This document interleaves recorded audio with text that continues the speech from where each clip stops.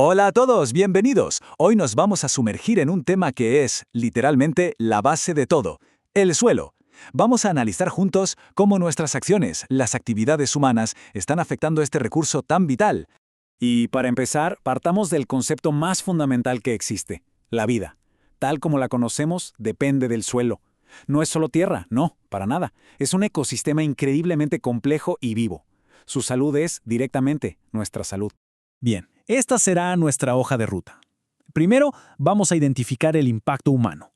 Después, nos meteremos de lleno a entender los mecanismos y las consecuencias de ese impacto, para al final, claro, explorar las soluciones que nos ofrece la gestión sostenible. Entonces, arranquemos por el principio. ¿De qué formas concretas las actividades humanas empiezan a dejar una marca, una huella que degrada los sistemas de suelo? A ver, es súper importante que entendamos esto. La degradación del suelo no es simplemente que se pierda un poco de tierra. No, va mucho más allá. Se trata de que el suelo pierde su capacidad de hacer su trabajo, producir alimentos, filtrar el agua, en resumen, sostener la vida.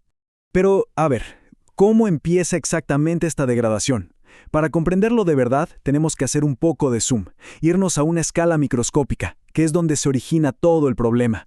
La clave de todo está en esto que vemos, el agregado del suelo. Pensemos en él como si fuera el ladrillo fundamental de una construcción. Estos agregados son los que crean la estructura y los poros para que el aire y el agua se muevan. ¿Y cuál es el principal agente que rompe estos ladrillos? Pues, aunque suene irónico, es el agua. Ya sea por la expansión de las arcillas cuando se mojan o por la fuerza física del impacto de una gota de lluvia, el agua puede ser una fuerza destructora muy potente. Y este proceso lo ilustra perfecto. Cuando el agregado está seco, sus poros tienen aire. Si el agua entra muy rápido, atrapa ese aire. El aire busca salir y al hacerlo ejerce una presión que, ¡pum!, fractura el agregado desde adentro. Es como una pequeña explosión. Ok, esa pequeña explosión a nivel micro, se suma a millones de otras y genera consecuencias enormes.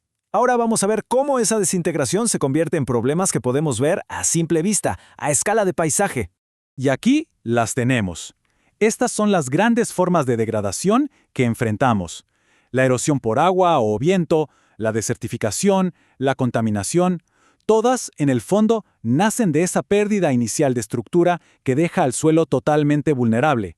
Llegados a este punto, la pregunta es obvia. Y ¿por qué debería importarnos tanto todo esto? La respuesta es simple, porque las consecuencias en el mundo real son severas y nos afectan a todos.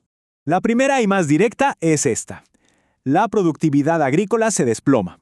Un suelo degradado simplemente no puede producir la misma cantidad de alimentos, lo que pone en jaque nuestra seguridad alimentaria.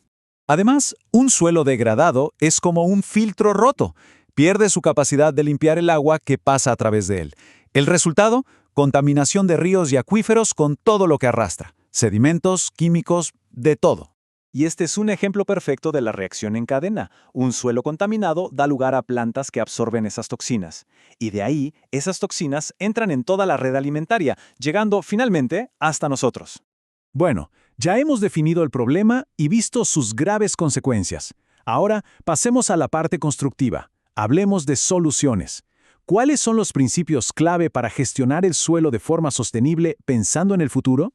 El primer principio, el más fundamental, es proteger la superficie del suelo. Hay que minimizar la erosión a toda costa. Pensemos en ello como ponerle un escudo al suelo, ya sea con vegetación o con prácticas de labranza adecuados.